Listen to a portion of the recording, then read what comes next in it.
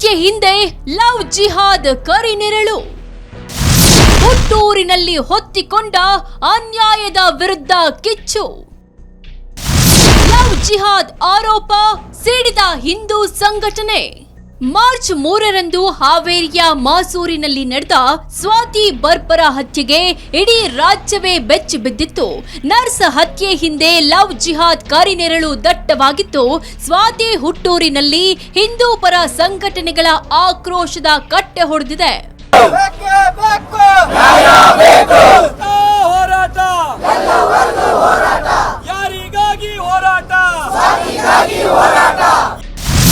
ಆರೋಪಿಗಳನ್ನ ಗಲ್ಲಿಗೆ ಏರಿಸಲು ಹಿಂದೂ ಸಂಘಟನೆ ಪಟ್ಟು.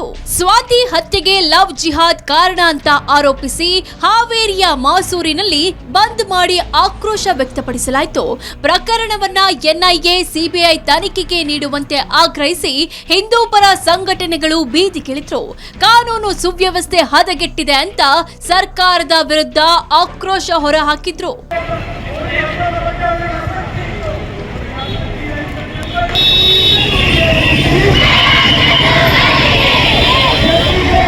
ಹಿಂದೂ ಸಂಘಟನೆ ಕಾರ್ಯಕರ್ತರು, ಬಿಜೆಪಿಯ ಕಾರ್ಯಕರ್ತರು ಮಾಸೂರು ಬಂದ್ಗೆ ಕರೆ ನೀಡಿದ್ದಾರೆ. ನಾನು ಮಾತನಾಡಿಸ್ತೀನಿ. ಕಾರ್ಯಕರ್ತರು, ಮುಖಂಡರು ಇದ್ದಾರೆ. ಸ್ವಾತಿ ಅವ್ರದ್ದು ಹತ್ಯೆ ತುಂಬಾ ಖಂಡಿಸ್ತೀವಿ ನಾವು.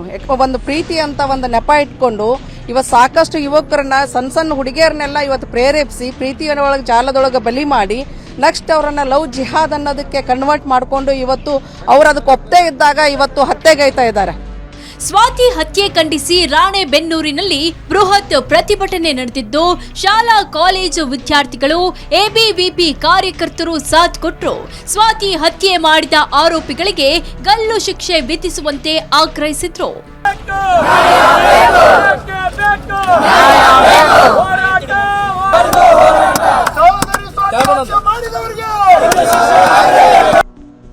ಸ್ವಾತಿ ಹತ್ಯೆ ಖಂಡಿಸಿ ಸರ್ಕಾರದ ವಿರುದ್ಧ ಈಶ್ವರಪ್ಪ ಕಿಡಿಕಾರಿದ್ದು, ಗೃಹ ಸಚಿವ ಸಿಎಂ ಆಗ್ಲಿ ಯಾರೂ ಘಟನೆ ಖಂಡಿಸಿಲ್ಲ, ರಾಜ್ಯವನ್ನ ಮುಸ್ಲಿಮರಿಗೆ ಮಾರಿ ಬಿಡೋದು ಒಳ್ಳೇದು ಅಂತ ಆಕ್ರೋಶ ಹೊರಹಾಕಿದ್ರು.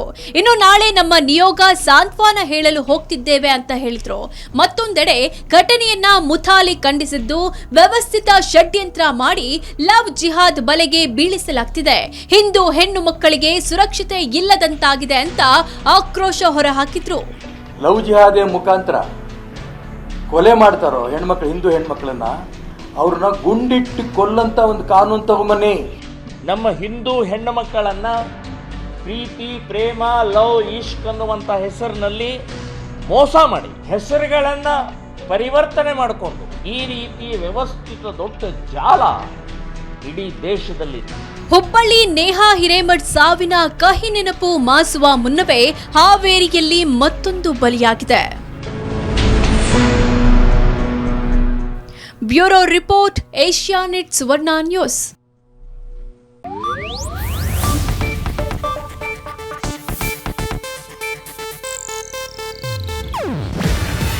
ಇದು ಏಷ್ಯಾನೆಟ್ ನ್ಯೂಸ್ ನೆಟ್ವರ್ಕ್ ಪ್ರಸ್ತುತಿ. ನೀವು ನೋಡ್ತಿದ್ದೀರಾ ಏಷ್ಯಾನೆಟ್ ಸುವರ್ಣ ನ್ಯೂಸ್.